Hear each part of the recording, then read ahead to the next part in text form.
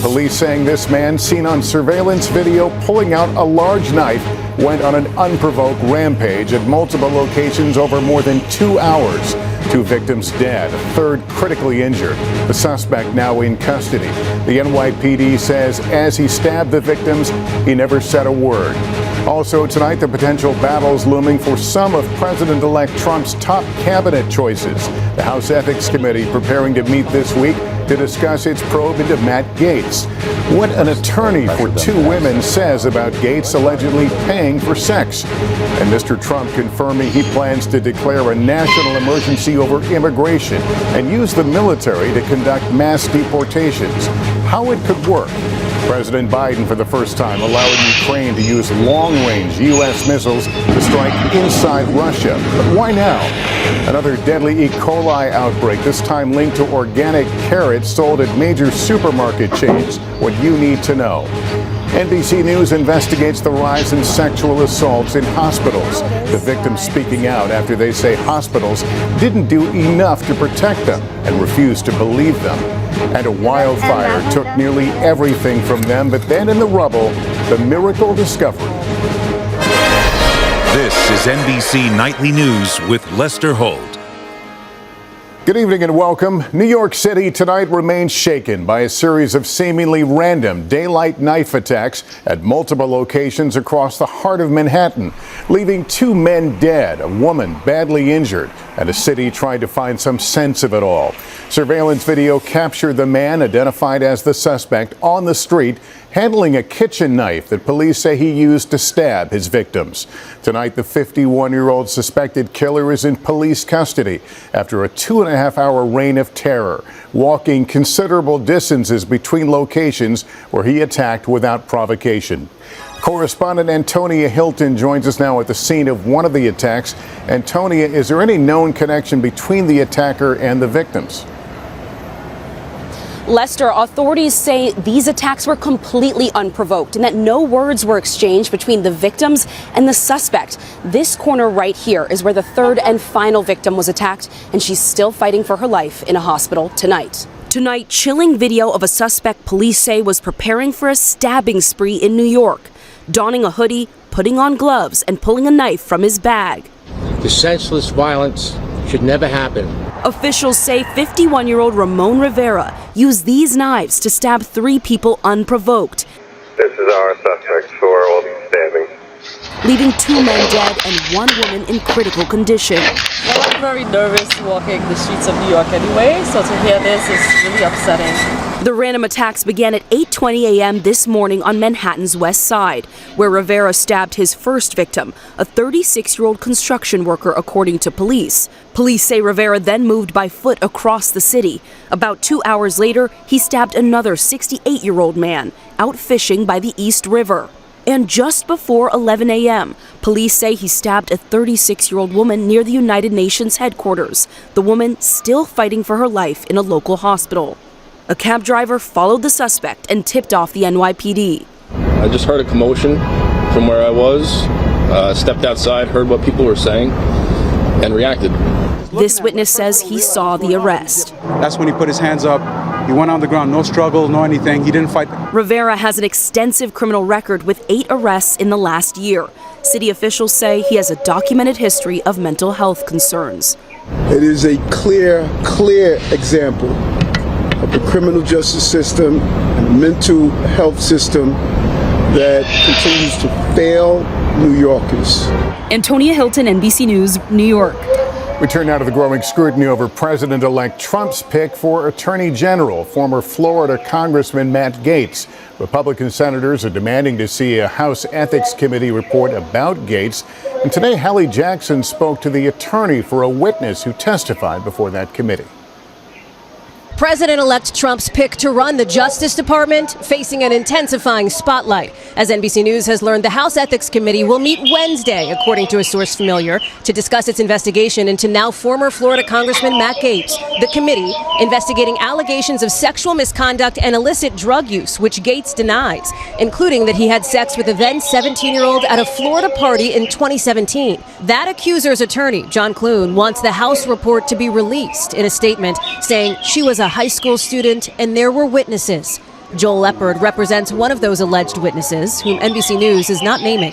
What did your client witness at this party? She was walking outside to the pool, and she observed to her right her friend, who was 17 at the time, having sex with Representative Gaetz. They were leaned up to what she described to as a game table of some type. Leopard says his clients testified to the House Ethics Committee this spring. Did your client believe that Gaetz at the time knew that her friend was underage? Yeah, so the House was curious about that. She testified that her belief was that Representative Gaetz had no knowledge that she was under 18, that she was 17 years old at the time he was having sex with her. She also testified that when Representative Gaetz found out that she was underage, that they stopped their sexual relationship and did not resume it until after she turned 18. Leopard says his clients, both the alleged witness and another woman, testified Gaetz paid them repeatedly for sex and drugs. Leopard says the FBI asked his client in 2020 to record a phone conversation with Mr. Gaetz as part of a Justice Department investigation into sex trafficking and obstruction of justice. But prosecutors ultimately declined to bring charges. The Department of Justice declined to prosecute Matt Gaetz for these allegations. So how should people square that decision with everything that you've laid out here today? Whether or not a federal prosecutor takes a case and decides to move forward on a trial or move forward on an allegation is that particular prosecutor's decision. It doesn't mean they didn't do it. Gaetz has long denied the allegations against him, and in a response to the House Ethics Committee in September, said, "Your correspondence of September 4th asks whether I have engaged in sexual activity with any individual under 18. The answer to this question is unequivocally no," adding he has not used drugs that are illegal, and writing, "The lawful, consensual sexual activities of adults are not the business of Congress," suggesting investigators have a sinister motive to harm him. Leopard says the women he represents want the Ethics Committee to share what it knows publicly so Americans can judge for themselves. They did testify, both of them, that they consented to the activities. They were also asked whether or not they were victims, and then she broke down in tears, and she said it's a very complicated question. Did your clients make any assessments in their testimony about Mr. Gaetz's fitness or judgment to serve in office? They're very careful about what they might express publicly, but one did say, "I do not think a man like him should have that much power." And Howie joining me here in the studio right now. We should be clear, Speaker Johnson is opposed to releasing this report. Yeah, that's right, Lester. He thinks it could open a Pandora's box since Gaetz is no longer in Congress. But tonight we're learning that some senators on the Judiciary Committee are not ruling out witness testimony. The FBI is declining to comment. A representative for Gaetz declined to address specific questions about our interview, but earlier had described the allegations as baseless and intended to derail the second Trump administration. Lester. All right, Howie Jackson, thank you. It all comes as the president-elect vows to make good on his campaign promise to use the military to deport undocumented migrants. Gabe Gutierrez reports. Tonight, President-elect Trump's campaign promise to carry out a mass deportation of migrants is taking shape. He responded true to a post saying he will declare a national emergency and use military assets to deport undocumented immigrants. He's pledged to start with convicted criminals. On day one, I will launch the largest deportation program of criminals in American history. Trump's new borders are set today. He's heading to Mar-a-Lago this week to put final touches on the plan. We will prioritize public safety threats and national security threats. Second thing is secure that border. Lock that border down. Two sources familiar with the planning tell NBC News the incoming Trump administration is already talking to private prison companies about drastically expanding immigrant detention centers to use for a short period of time between arrest and deportation. The administration also considering restarting family detention. Democrats are blasting the deportation plan. The idea that soldiers are going to be carrying out these types of deportations, I think, number one, it's just not something that we in the United States are used to seeing. It all comes as some of Trump's cabinet picks face mounting scrutiny. An attorney for Defense Secretary selection, Pete Hegseth, confirms to NBC News that the combat veteran and former Fox News host paid a settlement to a woman last year after she previously accused him of sexual assault in 2017. The California Police Department says it investigated a sexual assault allegation against Hegseth in 2017 and filed no charges. The attorney says Hegseth maintains his innocence and that the encounter was consensual, though one Senate Republican says it could sink his confirmation. We'll figure out if he can get confirmed or not. And I do think that Pete's a good pick for this position. And late today, President-elect Trump announced his pick for Transportation Secretary, former Congressman and Fox Business host Sean Duffy. Lester?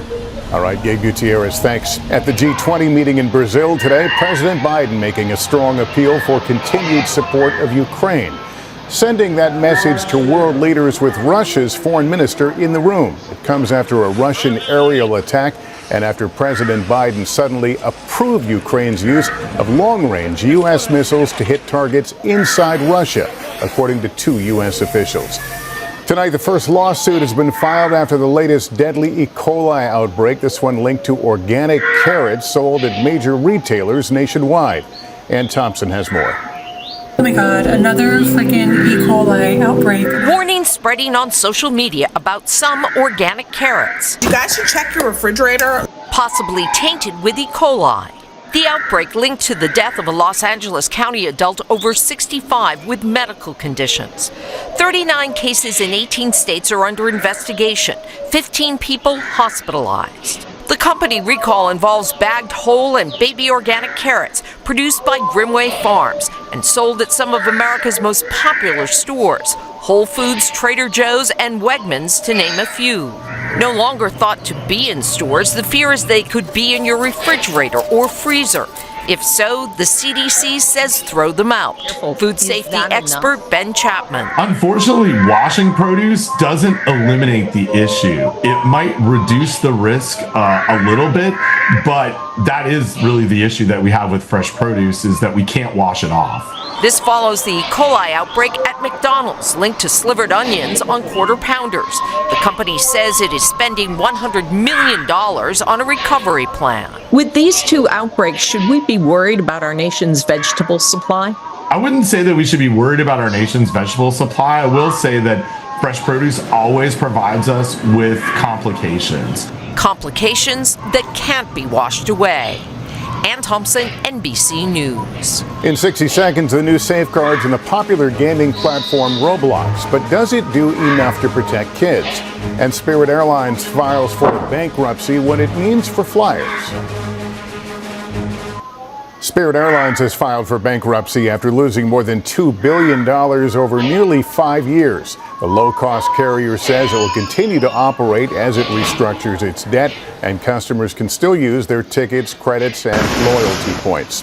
Also tonight, major changes coming to the online gaming platform Roblox that is super popular with children. But do new parental controls do enough? Gotti Schwartz joins me. And Gotti, how will these restrictions work?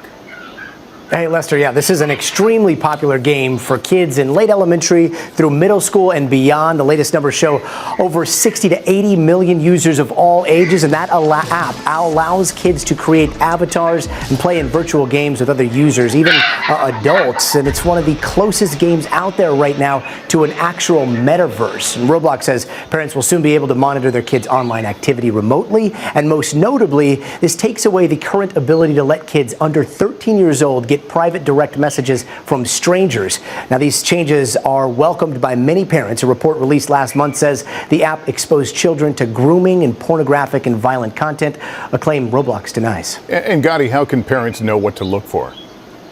Lester, that's tough because it's not just one game. There are thousands of games within the Roblox universe, which can make it very hard for parents to monitor. According to the company, going forward, they are going to start introducing content labels to help parents know what is age appropriate. But the best advice, if you allow your kids to play, either play with them or watch long enough to understand how the interactions with adult players can work. Lester? Gotti Schwartz, thank you. Coming up, sexual assaults and other attacks are on the rise in hospitals. We investigate if enough is being done to protect patients. Next. We're back now with our NBC News investigation into the rise in sexual assaults at hospitals. Tonight, victims are speaking out after they say that hospitals operated by a major corporation didn't do enough to protect them. Here's Stephanie Gosk. Paxton Greer was at her most vulnerable when she was admitted to Trident Hospital in Charleston, South Carolina. I had no control over my mind, my body. I was completely helpless. Completely. A mother of 2 had tried to take her own life. She gained consciousness in the ER. That's kind of when I first remember being there, having this man standing over me telling me I'm very good at what I do. According to a lawsuit Greer later filed, the man was patient tech Tyler Eote. Over the next several hours, he repeatedly sexually assaulted her, including trapping her in a bathroom. There was no doubt he could overpower you if he wanted to in that moment. Yeah, I'm very shaky, couldn't fight back. 71-year-old Lena Ray felt similarly helpless in Tampa's Citrus Hospital, admitted with a heart condition, when nurse Hiram Bonilla started assaulting her, even blocking the window by taping up a bed pad. Security footage obtained by Ray's attorney shows Bonilla going in and out of her room more than 24 times in 4.5 hours. At one point, it shows Bonilla was in her room for 20 minutes. Did it occur to you in that moment, I'm being assaulted by this man? Absolutely, but I didn't want to make him hurt me because he kept medicating me. Bonilla is serving a 20-year prison sentence for multiple charges in Ray's case, including molesting an elderly person. In Greer's case, Eote pleaded not guilty to sexual assault and is being held on bond. His attorney has not responded to NBC's request for comment. But these women are speaking out, they say, because the hospitals did not do enough to protect them and didn't believe them when they reported the assaults. I was a psych patient who overdosed on medicine that could make you hallucinate, so no one took me seriously. How does it feel to have something that traumatic happen to you and not have people listen to you or take you seriously? Incredibly angry. Furious. Ray says she repeated her story multiple times to hospital staff. I begged people to call the police. Please, please. Court records show it took 6 hours for the hospital to call the police. According to court documents, hospital policy lists protocols if there's an allegation of sexual assault. Notify police is number 19 out of 26, after things like notify marketing and pull surveillance footage. The hospital says the list is not prioritized. Attorney Stefan Turkheimer from the anti-sexual violence organization RAIN says some hospitals don't report allegations at all. But we don't know the entirety of the problem. Aren't hospitals required to report what happens in them? Yes, they are required to report what happens, but that isn't necessarily what they're going to do. Still, the Joint Commission says assaults reported in hospital settings are on the rise, increasing 77% over 2 years. Is there something about a hospital setting that makes people particularly vulnerable to sexual assault? I think there is. And the reason why is because all your normal protections are being eroded. What's needed is better vetting of employees, he says, and greater supervision with some patients. And it's up to the hospitals to provide greater protections in those situations, knowing how vulnerable those people are because they put them in that position. They created that vulnerability. According to HCA Healthcare, the company that runs both Trident and Citrus Medical Centers, its employees are given mandatory code of conduct and other training, and there is zero tolerance for any type of sexual misconduct. Adding that there is an expectation that incidents be investigated thoroughly, but did not specify when law enforcement should be contacted. The man who allegedly assaulted Paxton was not arrested until 2 months later, after he allegedly assaulted another patient. I want justice for what was done to me. I want every hospital to know that these actions are not okay. You need to stick with your policies and procedures in assaults in your hospitals and take them seriously. Stephanie Gosk, NBC News, Somerville, South Carolina. And we'll take a break right here. Coming up, after a wildfire destroyed their home, the one thing they were able to find that was priceless. We've got the good news next. Finally, they lost nearly everything to a wildfire, but in the rubble, something priceless was found. Liz Kreutz now with the good news tonight. Yeah. Al and Phyllis Norquist have lived right here for 53 years. We've gone down this driveway many times. Since 1971, this home is where they grew their family, became empty nesters, grandparents, and then great-grandparents. We had so many wonderful mementos of our memories. But all of it gone within minutes when the mountain fire recently ignited. We were just doing our normal routine in the morning. Yeah, I was curling my hair. A neighbor telling them to get out. You could see the flames encroaching. Yeah, they were grabbing me and just pushing me into the car. And I said, well, let me get my Volvo out. He says, no. He says, now. The fire destroying their home, their lifelong belongings, now ashes. This was our porch and entry. And so when they returned, they were shocked to discover one thing left untouched amidst the rubble. A single bookshelf containing one of their most important possessions. This is your album? Yes, The flames sparing Alan Phyllis's wedding album, irreplaceable photos from the day they married in 1961. What do you remember about that day, Al? That day? Oh, wow. Best day of my life. We were young and in love, and the rest of it just didn't matter to me. The album, a symbol of the life they started together 63 years ago. And now, in their late 80s, a symbol yet again as they rebuild. that was our beginning, and now we're experiencing a new beginning. They say their faith and their love, Okay. as it always has, Love you. will get them through. Liz Kreutz, NBC News, Camarillo, California. And that is nightly news for this